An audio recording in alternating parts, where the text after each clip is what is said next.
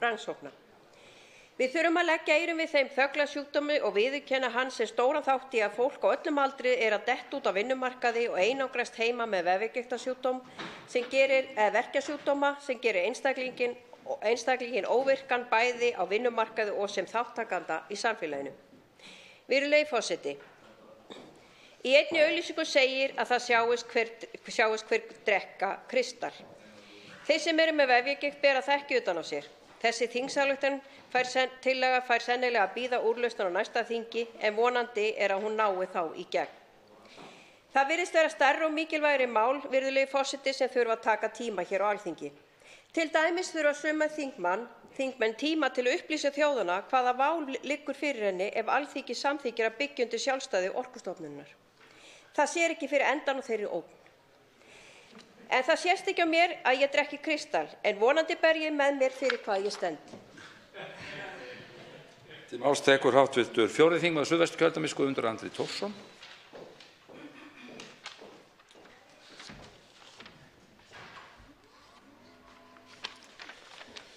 Virðulegi forseti, meðal margvíslegra hæfileika sem formaður Miðflokksins búinn ótvíræð skáldgáfa.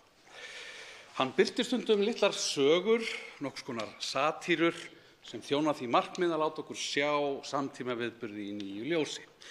Þannig fékk hann þá skemmtilegu hugmynd daginn að ímynda sér þorskastríðin í núverandi pólitísku andrúmslofti og þá ímyndur hann sér náttúrulega alls konar svona vífilengjur hjá alþjóðasinnuðum pólitískum andstæðingum sínum, þar á meðal athyglisjúkum rithöfundi með pólitískan metnað.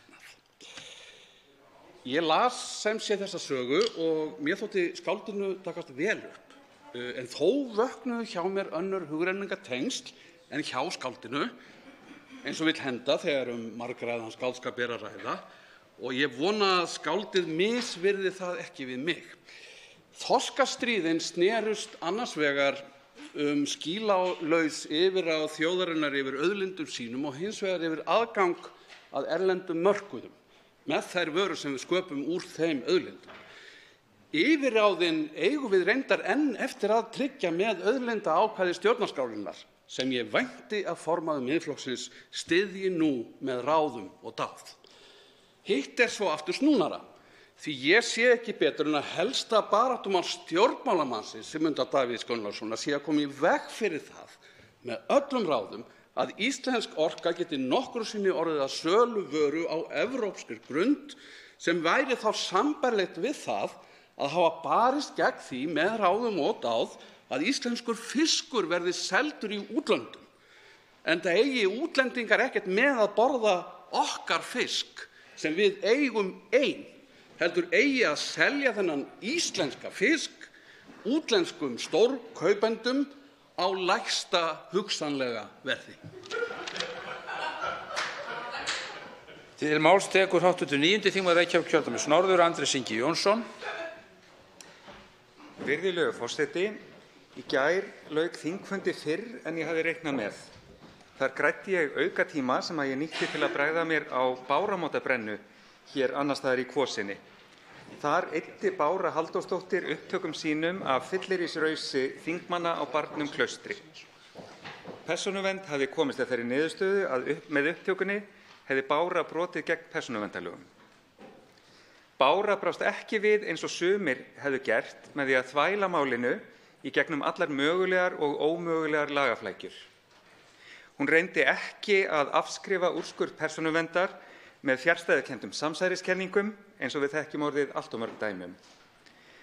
Reyndar umhugsunarefni fyrir okkur sem hér sitjum hvort persónuvernd hefði komist að annarri niðurstöðu ef Bára hefði haft bevísi upp á vasann að vera blaðamaður, því að það sem hún tók upp taldist klárlega fréttnæmt en sem óbreyttur uppljóstrari naut hún ekki sérstakrar verndar. Það út úr og eitthvað sem þingið getur skoðað í betra tómi. Eins og ég sagði þá reyndi Bára ekki að snúa út úr niðurstöðu persónuverndar. Nei, Bára brást við eins og ærleg manneskja. Hún axlaði ábyrgð gjörða sinna og fór að úrskurði persónuverndar. Þó að upprunalegu upptökurnar frá þessu örlagaríka kvöldi á Klaustri séu nú horfnar þá lifir minningin. Við skulum öll muna eftir hópnum sem sat á Klaustri til að tala á ógeðslegan hátt samstarfsfólk sitt, konur, fatlað fólk og svo framvegis. Hóp sem brást við uppljóstrun með því að fara í stríð við uppljóstrarann. Hóp sem berst gegn því að siðanefnd taki mál þeirra til athugunar á öllum stigum. Bára tók ábyrgð. Hvað með þau? Til máls tekur hv. 12. þingmaður Suðvesturkjördæmis Guðmundur Ingi Kristinsson. Virðulegur forseti, í gær fór hér fram umræða og andsvör þar sem virðulegur forseti tók þátt í. Og með leyfi forseta ætla ég að lesa orðrétt það sem hann sagði í þeirri ræðu. Ég var að ansi hugsi yfir því hver samtök öryrkja og samtök aldraðra eru komnir þegar nánast enginn talar orðið þann hóp félagsmanna sem lakast settir og ekkert hefur annað en strípaðar greiðslur. Ég einn af þeim sem í þessu samtökum.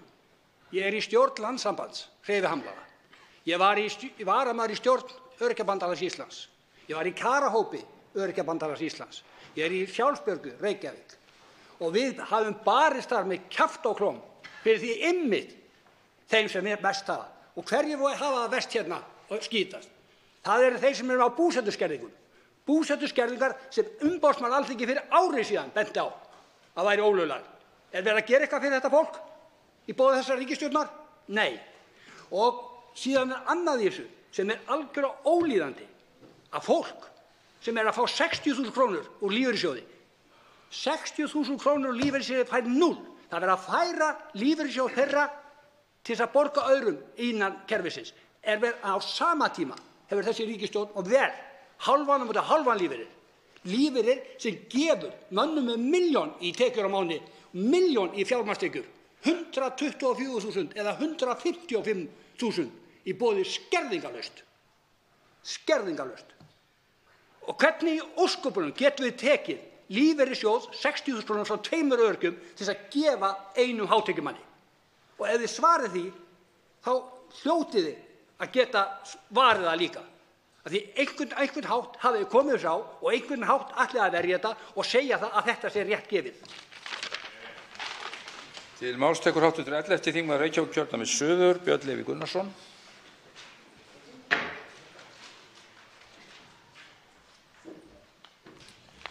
Virðulegi forseti, Markus Bell, lögmaður, kærði Boris Johnson fyrir brot í opinberu starfi, fyrir að ljúga að Bretland borgaði Evrópusambandinu 350 milljónir punda á viku fyrir aðild.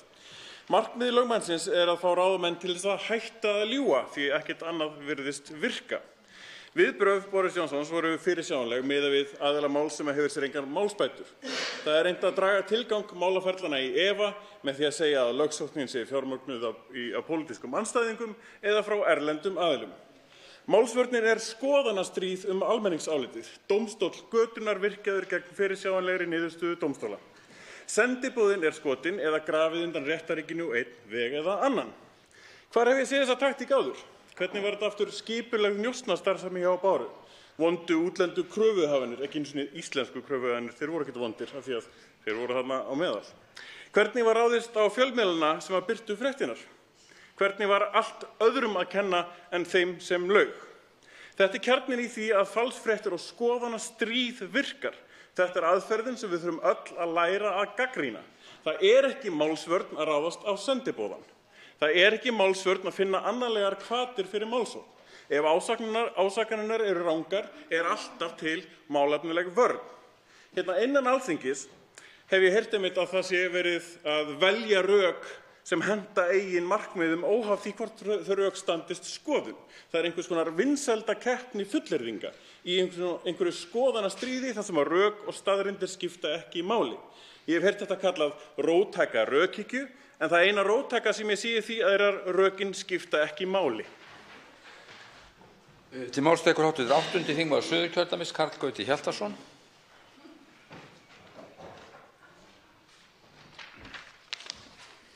Herra forseti, víða út á landi mikill og viðvarandi skortur á læknum, svo ég tali nú ekki sérfræðilækna.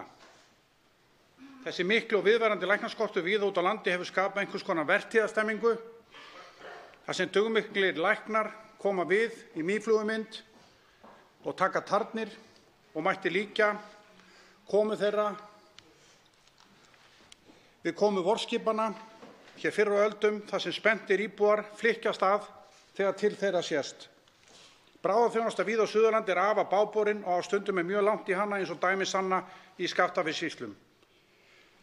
Bæjarstjórn Vestmannaeyja hefur margoft ályktað læknaskort og læknaþjónustu að væri ábótavant í eyjunum. Þannig hefur bæjarstjórnin ályktað skort á sónaþjónustu fyrir verðandi mæður, skurðlæknaþjónustu, sjúkraflugsþjónustu, bráðaþjónustu og augnlæknaþjónustu. Nú nýlega fékk ég áskorun frá heimilisfólki í hjúkrunarheimilinu Hraunbúðum í Vestmannaeyjum. Þau héldu íbúafund í síðustu viku og skora á stjórnvöld að bæta úr augnlæknaþjónustu í Vestmannaeyjum. Þau segja að augnlæknir hafi ekki komið lengi til Vestmannaeyja og hafa áhyggjur af ástandinu. Þau segja að það kosti ómælt umstang og erfiðleika að þurfa að ferðast til þess eins að fá jafn sjálfsagða þjónustu og augnlæknaþjónusta er. Loks skorar heimilisfólki á þá sem ábyrgð bera á heilbrigðisþjónustu á landsbyggðinni að bæta úr þessu þarfa máli sem allra fyrst. Herra forseti, við verðum að standa okkur betur. Við verðum að standa okkur betur fyrir gamla fólkið í landinu. Það á ekki að þurfa að ferðast yfir sjó og land til að fá jafn sjálfsagða þjónustu eins og augnlæknaþjónustu. Til máls tekur hv. 6. þingmaður Reykjavíkurkjördæmis suður, Kolbeinn Óttarsson Proppé. Forseti, mig langar að vekja athygli á svari ferðamála-, iðnaðar- og nýsköpunarráðherra við fyrirspurn minni rannsóknarleyfi og virkjanaleyfi. Þar koma fram ýmsar athyglisverðar upplýsingar. Nú er þetta málaflokkur sem við höfum rætt hér töluvert í þessum þingsal. Það kemur í ljós í þessum svörum að tröllasögur að hér sé verið að sækja leyfi til að virkja hverja einustu smásprænu með smávirkjunum, gott ef ekki átti að sjá öllum heiminum fyrir rafmagni, þannig eru einmitt það, tröllasögur. Hér sé svart á hvítu að fjöldi virkjanaleyfa síðustu 10 ár til smávirkjana eru mun færri en rætt hefur verið hér Hins vegar er það, forseti, athyglisvert að velta fyrir sér, eins og ég hef oft gert hér í þessari pontu, hvernig er komið smávirkjanir hjá okkur og hvort að nægilega vel sé þær búið. Að miða smávirkjun við 10 megavött er að mínu viti, eins og ég hef margoft komið inn á, allt of mikið afl. Þannig að ég hef talað fyrir því að eigi að lækka það niður í kannski 1 til 2 megavött. Þá er athyglisvert að lögin heimila að það sé gefin út rannsóknarleyfi vegna virkjanakosta sem ekki hafa sætt mati samkvæmt rammaáætlun.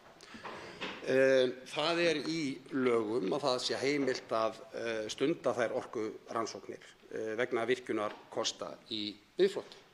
Ég set, forseti, mikið spurningamerki við þetta, því að eins og við vitum er rammaáætlun tæki okkar til að flokka svæði hvort við viljum að þau séu vernduð fyrir orkunýtingu eða nýtt, og þar finnst mér að eigi að vera það sem er í bið sé raunverulega í bið en ekki þannig að menn séu farnir af stað og séu að hugsa sér að virkja áður en að kostir séu flokkaðir sem nýtingarkostir. Til máls tekur hv. 7. þingmaður Norðausturkjördæmis Bjarkey Olsen Gunnarsdóttir. Já, herra forseti, í gær kynnti ríkisstjórnin næstu skref varðandi orkuskipti á Íslandi. Er að ræða 450 milljóna króna ráðstöfun til að greiða fyrir því að Íslendingar og fólk sem að sækjur okkur heim geti notast við aðra orkugjafa en jarðefnaeldsneyti á bílana sína. Það liggur fyrir að við verðum að gjörbreyta ferðavenjum okkar og taka til notkunar umhverfisvænni orkugjafa. Mörgum finnst það erfið tilhugsun enda landið okkar stórt og oft langt að fara og sækja sér þjónustu. Svo ekki sé talað alla ferðamennina sem að ferðast landið á bílum allt frá því að þeir lenda í Leifsstöð. En þetta á ekki að verða erfitt og þetta verður ekki erfitt þegar þessi áætlun er komin til framkvæmda. Þegar internetið var nýtt á nálinni var flókið að tengjast í og einhverjir muna líklega eftir því þegar ekki var hægt að skoða vefmiðla án þess að taka heimasímann úr sambandi. En nú þykir þráðlaust net vera sjálfsögður hlutur enda orðinn ein af okkar aðal samskiptaleiðum. Staðan ætti að vera eins þegar kemur að notkun umhverfisvænna orkugjafa. Íslendingar eiga að geta ferðast frá Húsavík til Reykjavíkur án þess að hafa áhyggjur af því að komast alla leið. Ferðamenn eiga að geta treyst á að þeir geti hlaðið rafmagnsbíl við gististað sinn sem þeir leigja af bílaleigu. En rafmagn þó ekki eini umhverfisvæni orkugjafinn.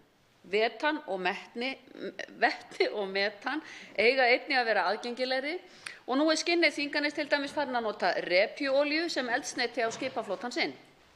Og í því samhengi má nefna að umhverfisráðherra hefur einnig kynnt reglugerð bann við notkun svartolíu í íslenskri landhelgi sem á að taka gildi næstu áramót. Virðulegi forseti, í morgun voru fréttir að hop jökla hefði lokað hefðbundinni leið á Vatnajökul. Það auðvitað bein afleiðing þeirra hamfarahlýnunar sem við þurfum að takast á við og við verðum líka að muna það að öll skref skipta máli, stór og smá. Við þurfum að standa saman og hugsa okkar daglegu rútínu, hvað við getum gert hvert og eitt okkar betur því að það skiptir líka máli. Til máls tekur hv. 4. þingmaður Reykjavíkurkjördæmis suður, Þórhildur Sunna Ævarsdóttir.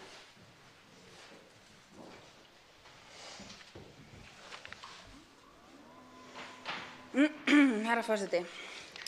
Í gær sneri ég heim eftir fundaröð á vegum Evrópuráðsþingsins í París og mér finnst við hæfi að upplýsa þing og þjóð störf þessa mikilvæga þings undir liðnum störf þingsins. Í fyrsta lagi bar margra mánaða vinna okkar Rósu Bjarkar Brynjarsdóttur, hv. þingmanns, þann mikilvæga árangur að umsókn öfga hægri afla stofnun flokkahóps innan Evrópuráðsins var hafnað og hún var hafnað á þeim grunni að hópurinn uppfyllti ekki skilyrði virðingu fyrir grunngildum Evrópuráðsins. Hefði umsóknin verið samþykkt, hefði flokkurinn öðlast völd, fjármagn og viðurkenningu Evrópuráðsins á því að þau mannfjandsamlegu viðhorf sem þessir hópar dreifa út alla koppa og grundir samrýmist einmitt þessum sömu gildum mannréttindi, lýðræði og réttarríki. Og það að sjálfsögðu ekki rétt. Þetta var söguleg ákvörðun, herra forseti, og sýnir að hægt að hafna ásögn hægri öfgaafla í völd þegar sú ásókn byggist á fölskum forsendum. Í öðru lagi fundaði laga- og mannréttindanefnd Evrópuráðsþingsins, nefndin sem ég stýri, ýmis mikilvæg mál, þar á meðal aukna vernd uppljóstrara sem að Evrópusambandið hefur nýlega samþykkt, töluvert sögulega ákvörðun líka, og hvernig við ætlum að hvetja öll ríki Evrópuráðsins, Ísland þar með talið, til þess að samþykkja svipaða staðla og ganga jafnvel lengra í vernd sinna á uppljóstrurum og víkka út það hugtak. Loks töluðum við líka mikilvægi gervigreindar og mikilvægi þess að Evrópuráðið beiti sér strax í því að setja reglur fyrir gervigreind sem tengist mannréttindum. Og þar vissulega úrbóta þörf enn sem komið Loks var ég á fundi þingskapanefndar Evrópuráðsþingsins þar sem mikilvægar ákvarðanir voru teknar sem gera það mjög líklegt að Rússland snúi aftur til Evrópuráðsþingsins og muni að vörmu taka þátt í störfum þessa ný. Það var mjög ánægjulegur árangur því ekki hafa ráðherrar ráðsins gert það sem til þarf til þess að þeir snúi til baka, þannig að við þingmenn tókum ábyrgð. Þá tekur til máls hv. 8. þingmaður Reykjavíkurkjördæmis suður, Inga Sæland. Virðulegi forseti, enn á ný að hylla undir þinglok, vonandi, eða kannski verðum við hér fram að jólum, hver veit. Það eina sem ég veit það að hér góður vilji stjórnarandstöðu í að semja nánast hvaðeina, en ég ekki náttúrulega reynd á þessu sviði og svolítið gaman, ég verð að viðurkenna það, bara fyrir alla hina sem ekki hafa fengið að njóta þeirra forréttinda að vera alþingismenn og fylgjast með störfum þingsins, þá það verulega athyglinnar virði að fá að fylgjast með þessu. En hér liggja fyrir 41 mál á dagskrá og ég vil bara hvetja háttvirta ríkisstjórn til þess að taka utan okkur þessa velviljuðu samningsfúsu frábæru stjórnarandstöðu og gera okkur kleift að halda áfram að fylgja málunum okkar eftir, til þess erum við jú hér. Ég ætla nú ekki að fara að þessu sinni út í neitt kannski fleira sem hefur komið mér á óvart síðan ég kom á Alþingi.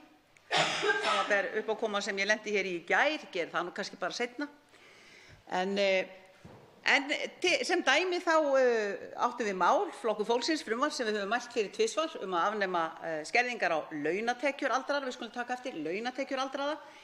Það hefur verið einbeittur vilji að halda því algjörlega til hlés og koma því bara alls ekki í gegn þrátt fyrir það að við séum búin að sýna fram á bæði með skýrslum og gögnum frá Tryggingastofnun ríkisins og skýrslu unninni af stjórnsýslufræðingi sem sýnir það svart á hvítu að ríkissjóður myndi hreinlega hagnast á því, þessu lýðheilsumáli, að gefa þessum ákveðna þjóðfélagshópi kost á því að halda áfram að vinna ef hann treystir sér til.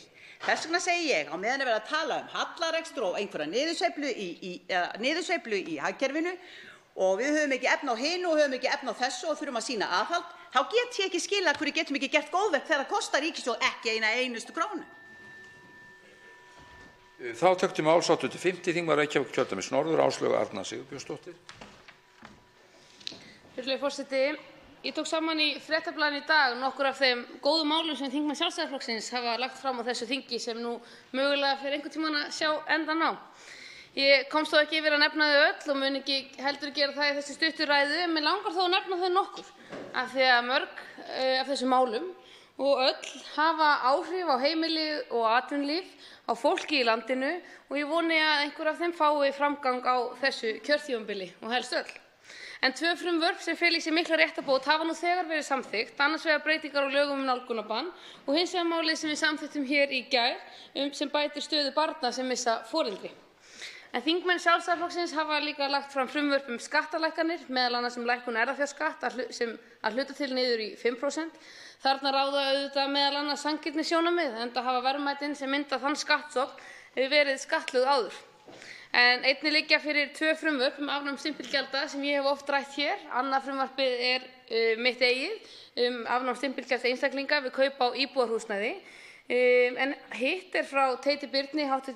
varaþingmanni, afnám stimpilgjalda á stærri skipum sem eina atvinnutækið sem enn ber stimpilgjald. En önnur mál sem hafa áhrif á fasteignaverð til dæmis frumvarp Ólafs Björns Kárasonar sem felur í sér fulla endurgreiðslu virðisaukaskatts vegna vinnu iðnaðar og verkamanna við húsbyggingar. En þá hafa þingmenn líka lagt fram frumvörp sem ætlað að styðja við fráveituframkvæmdir sveitarfélaga sem mikil þörf á, að auðvelda iðnnemum að sækja háskólanám, að endurgreiða virðisaukaskatt til góðgerða og félagasamtaka og einnig að auðvelda kynslóðaskipti í atvinnurekstri eins og lagningu vegar við Teigsskóg.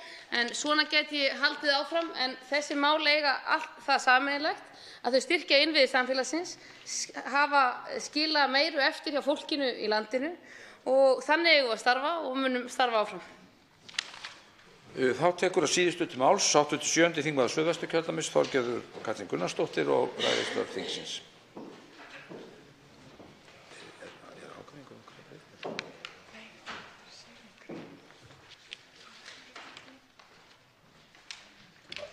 Herra forseti, það var ótrúlega gaman að fylgjast með því sem gerðist í borgarstjórn núna þegar tillaga Gunnlaugs Braga Björnssonar varaborgarfulltrúa Viðreisnar, formanns hinsegin daga og hluta af meirihlutanum, flutti fyrir hans hönd tillögu það að málaður yrði varanlegur regnbogi, til dæmis á gangbraut eða annars konar gönguþverjum, göngustíg, vegg eða öðrum áberandi stað í miðborg Reykjavíkur. Og þetta er ótrúlega gaman að þessi tillaga hafi verið samþykkt samhljóða. Því eins og hann bendir á að þá í ár verið að minnast því að 50 ár eru liðin frá Stonewall uppreisninni sem var á sínum tíma, en ekki síður það að það eru 20 ár síðan að hinsegin helgi var haldið. Hún heppnaðist það vel að strax árið eftir að þá voru haldnir hinsegin dagar sem eru svo sannarlega mikilvægir fyrir okkur öll. En hann segir að Gunnlaugur Bragi meðal annars í frábærri ræðu, förum aftur til ársins 1969, það föstudagur síðla júnímánaðar og í Núfjaborg bæði heitt og rakt, 27. júní var ósköp venjulegur föstudagur. Fyrir þá kannski utan þá staðreynd að útför sjálfra Judy Garland fór fram þennan dag. Judy hafði þá í 3 áratugi verið eftirlæti hommanna New York og auðvitað fleiri víðum heim. Allt frá því hún fór með hlutverk Dorothy í Galdrakallinum í Oz. Það nefnilega snerti streng í hjörtum hinsegin fólks þess tíma þegar Dorothy söng landið handan regnbogans. Landið þar sem draumarnir rætast, lagið innsiglaði og undraverðan hátt vonir fólks betri heim og því kannski ekki ástæðulausu sem lagið sem umræðir hefur alla götu síðan verið einn af helstu baráttusöngvum hinsegin fólks víða veröld. En Gunnlaugur Bragi bendir síðan réttilega á að hverjum degi þá glímir hinsegin fólk við ýmiss konar áreiti og mismunun í samfélaginu, líkamsárásir og hatursorðræðu vegna kynhneigðar, kynvitundar, kyntjáningar og kyneinkenna tíðkast enn Og það hefði þurft að segja mér það tvisvar og þrisvar að við Íslendingar erum ekki í fararbroddi á regnbogalista ILGA. Við erum í 18. sætinu á undan Ungverjum. Og þess vegna vil ég hvetja okkur öll, ríkisstjórnin og öll sem hér erum inni, að koma okkur Íslendingum í fararbrodd þegar kemur að réttindum hinsegin fólks. Við eigum að nýta samtakamáttinn sem í þessu þingsal og einhenda okkur í það verk. Umræðum fyrsta dagskrármálið lokið. Til máls tekur fundarstjórn forseta hv. 4. þingmaður Reykjavíkurkjördæmis suður Þórhildur Sunna Ævarsdóttir. Herra forseti, ég kem hér upp til að leita leiðsagnar forseta vegna þess að ég er svolítið ringluð akkúrat núna. Það vill svo til að þingmenn Pírata hafa tvisvar sinnum verið stöðvaðir í miðri ræðu vegna þess að þeir hafa beint orðum að hv. þingmanni sem hafa ekki haft tækifæri til þess að verja sig í kjölfarið. Nú hafði ég ágæta ánægju af því að hlusta hv. þingmann Guðmund Andra Thorsson tala hér áðan. En ég heyrði ekki betur en að sú ræða hefði öll snúist einn annan hv. þingmann sem einmitt fékk ekki tækifæri til þess að svara fyrir sig. Og mig langar bara að leita leiðsagnar hæstvirts forseta hvenær það er leyfilegt og hver munurinn á ræðu hv. þingmanns Guðmundar Andra Thorssonar og ræðum þingmanna Pírata sem voru taldar óviðeigandi vegna þess að mér þætti gott að það væri bara skýrt hvað má og má ekki segja aðra hv. þingmenn án þess að þeir fái tækifæri til þess að svara fyrir sig og án þess að þeir verði stöðvaðir í miðri ræðu af hæstvirtum forseta. Forseti efast nú gildi þess að fara í samanburð af því tagi sem hv. þingmaður nefndi hér. Hv. þingmaður Guðmundur Andri Thorsson lagði með mjög skemmtilegum hætti og skáldlegum út af blaðagrein sem reyndar annar stjórnmálamaður hafði skrifað og kom með sínar hugleiðingar í því sambandi. Hann beindi einhverri spurningu til hv. þingmanns eða átti orðasteiða við hann á þeim forsendum að eðlilegt væri að hann væri til staðar. Auk þess skiptir það máli hvernig orðum er beint að öðrum þingmönnum þegar það er metið hvort það sé viðeigandi að viðkomandi hafi ekki verið aðvaraður og honum gefinn kostur á að vera til staðar og svara fyrir sig. Ef hv. formaður þingflokks Pírata, Þórhildur Sunna Ævarsdóttir, er að láta því liggja að forseti sé hlutdrægur í störfum sínum, þá sárnar forseta það og hann mótmælir því.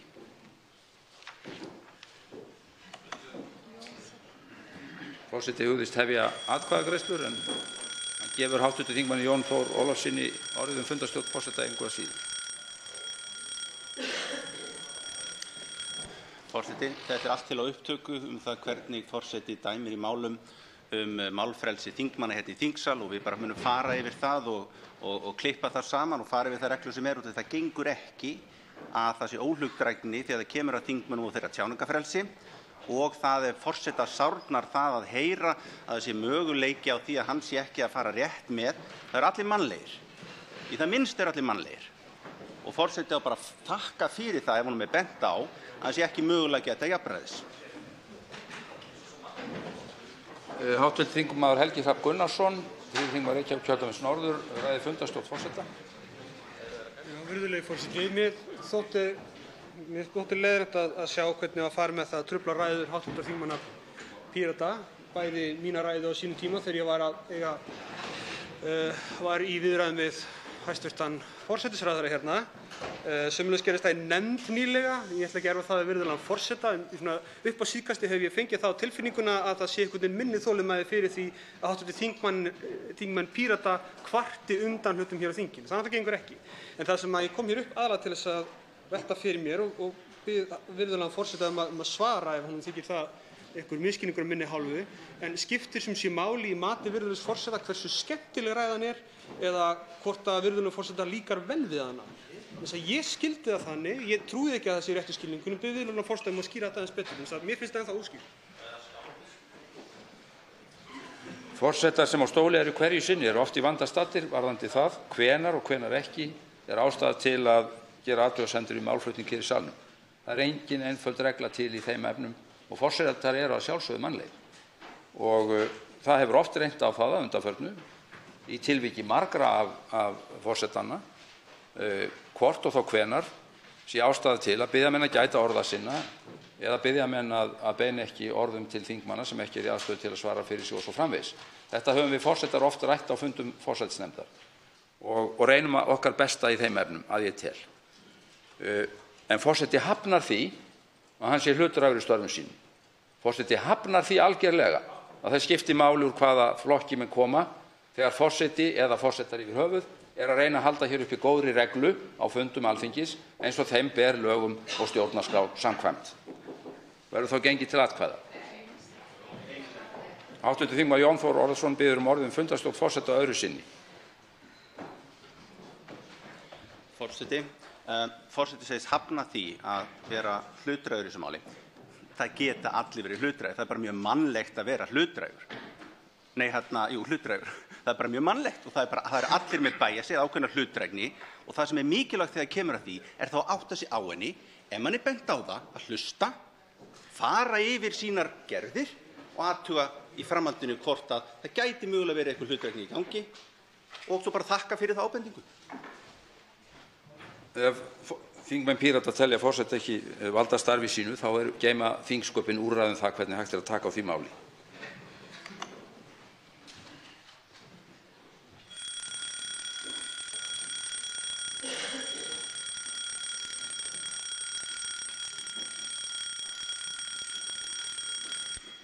Þá verður gengið til atkvæða. Tekið fyrir annað dagskrármálið rafræn viðskipti og önnur rafræn þjónusta.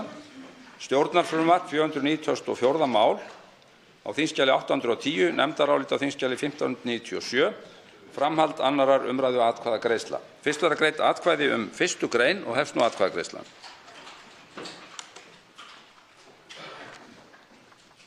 Atkvæðagreiðslunni er lokið. 1. grein er samþykkt með 53 samhljóða atkvæðum. Þá verða greidd atkvæði 2. og 3. grein og hefst nú atkvæðagreiðslan. Atkvæðagreiðslunni er lokið. 2. og 3. grein eru samþykktar með 53 samhljóða atkvæðum. Fyrirsögn frumvarpsins skoðast samþykkt án atkvæðagreiðslu ef enginn hreyfir andmælum. Frumvarpið gengur nú til 3. umræðu og er það samþykkt. Tekið er fyrir 3. dagskrármálið rafræn auðkenning og traust þjónusta fyrir rafræn viðskipti. Stjórnarfrumvarp 634. mál á þingskjali 1039, nefndarálit á þingskjali 1528, framhald annarrar umræðu atkvæðagreiðsla. Fyrst verða greidd atkvæði 1. grein og hefst nú atkvæðagreiðslan. Atkvæðagreiðslunni er lokið. 1. grein er samþykkt með 52 samhljóða atkvæðum. Þá verða greidd atkvæði 2. og 3. grein og hefst nú atkvæðagreiðslan.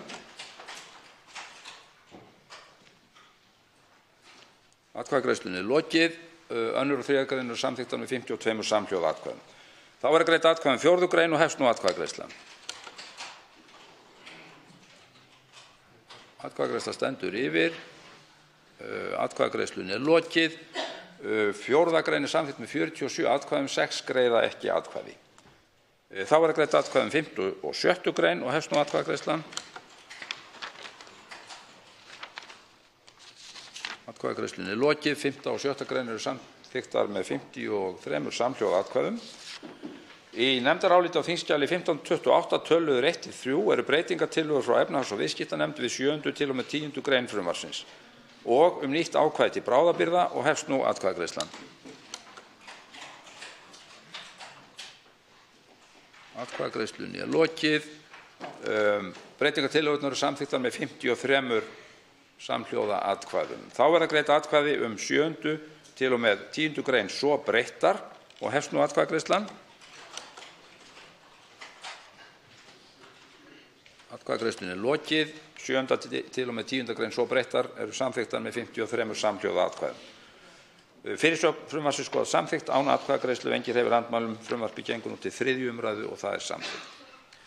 Þá tekið fyrir 4. dagskrármálið vátryggingarsamningar stjórnarfrumvarp 763. mál á þingskjali 1214, nefndarálit á þingskjali 1639, breytingartillögur á þingskjali 1640, framhald annarrar umræðu og atkvæðagreiðsla.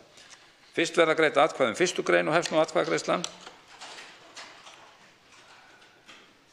Atkvæðagreiðslunni er lokið. 1. grein er samþykkt með 52 samhljóða atkvæðum. Á þingskjali 1640 töluliðir 1-9 eru breytingartillögur frá efnahags- og viðskiptanefnd við 3. til og með 31. grein og að ákvæði til bráðabirgða falli brott og hefst nú atkvæðagreiðslan. Atkvæðagreiðslunni er lokið. Breytingartillögurnar eru samþykktar með 53 samhljóða atkvæðum. Þá verða greidd atkvæði aðra til og með 32. grein svo breyttar og hefst nú atkvæðagreiðslan. Atkvæðagreiðslunni er lokið. Önnur til og með 32. grein svo breyttar eru samþykktar með 52 samhljóða atkvæðum. Fyrirsögn frumvarpsins skoðað samþykkt án atkvæðagreiðslu. Ef enginn hreyfir andmælum frumvarpið gengur nú til 3. umræðu og það er samþykkt. Þá er tekið fyrir 5. dagskrármáli dreifing vátrygginga stjórnarfrumvarp 764. mál á þingskjali 1215, nefndarálit er á þingskjali 1604 og breytingartillögur á þingskjali 1605. Framhald 2. umræðu atkvæðagreiðsla. Fyrst verða greidd atkvæði um 1. grein og hefst nú atkvæðagreiðslan. Atkvæðagreiðslunni er lokið. 1. grein er samþykkt með 53 samhljóða atkvæðum. Þá verða greidd atkvæði aðra til og með 21. grein og hefst nú atkvæðagreiðslan. Atkvæðagreiðslunni er lokið. Önnur til og með 21. grein eru samþykktar með 52 samhljóða atkvæðum. Á þingskjali 1605 töluliðir 1 til 8 eru breytingartillögur frá efnahags- og viðskiptanefnd við 22. til og með 58. grein og hefst nú atkvæðagreiðslan. Atkvæðagreiðslunni er lokið. Breytingartillögurnar eru samþykktar með 54 samhljóða atkvæðum. Þá verða greidd atkvæði um 22. til og með 58. grein svo breyttar og ákvæði til bráðabirgða 1 og 2 og hefst nú atkvæðagreiðslan. Atkvæðagreiðslunni er lokið.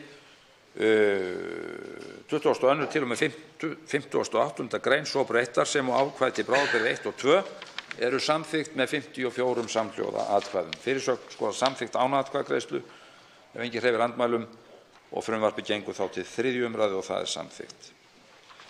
Þá er tekið fyrir 6. dagskrármáli skyldutrygging lífeyrisréttinda og starfsemi lífeyrissjóða stjórnarfrumvarp 891. mál á þingskjali 1464, nefndarálit á þingskjali 1598. Framhald 2. umræðu atkvæðagreiðsla. Til máls tekur atkvæðagreiðsluna hv. 7. þingmaður Suðurkjördæmis Oddný G. Harðardóttir.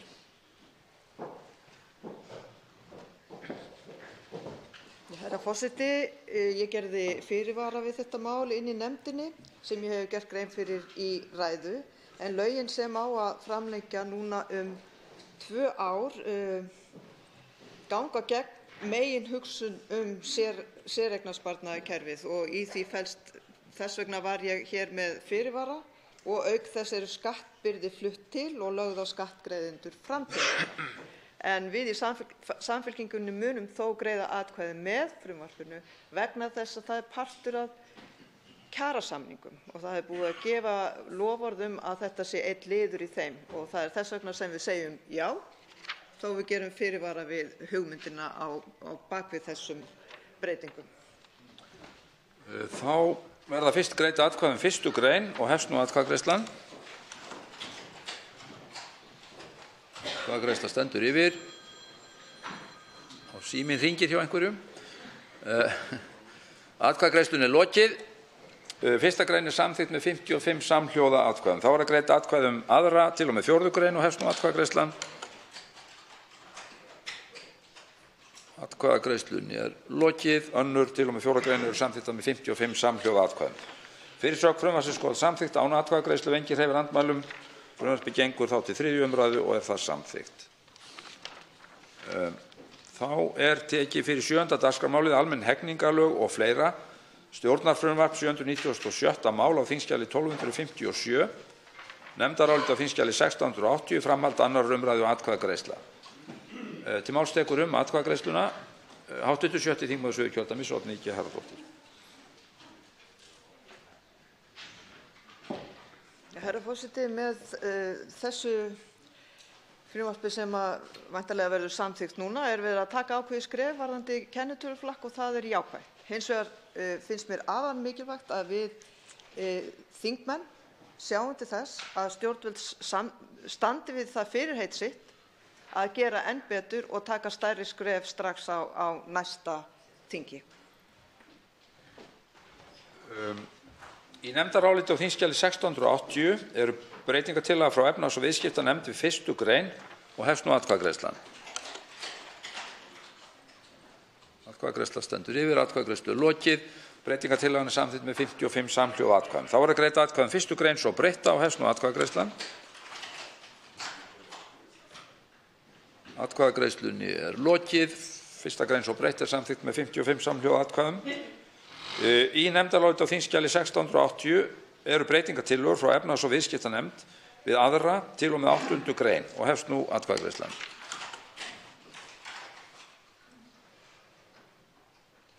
Atkvæðagreiðslunni er lokið.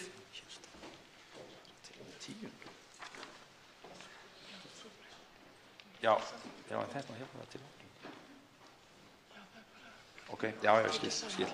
Já, atkvæðagreiðslunni er lokið í öllu falli og það eru 54 sem samþykkja breytingartillögurnar samhljóða. Og þá greiðum við atkvæðum restina, það er sem sagt 2. til og með 10. grein svo breyttar og hefst nú atkvæðagreiðslan. Atkvæðagreiðslunni er lokið, 2. til og með 10. grein svo breyttar eru samþykktar með 55 samhljóða atkvæðum. Fyrirsögn frumvarpsins skoðast samþykkt án atkvæðagreiðslu ef enginn hreyfir andmælum og frumvarpið gengur þá til 3. umræðu og það er samþykkt. Var óskað eftir því að málið gengi til nefndar? Kannast einhver við það? Nei, þá er engin ósk uppi um það og málið gengur einfaldlega til 3. umræðu. Þó að ærin dagskrá liggi fyrir þessum fundi er ekki beint stemmingin svo að við höldum áfram að svo stöddu, þannig að nú verður gert langt hlé á þessum fundi og má kalla það ríflegt matarhlé og eins hlé fyrir þingflokksfundi frá 1 til 3. Þannig að fundinum er frestað til klukkan 15:00. Fundinum er frestað.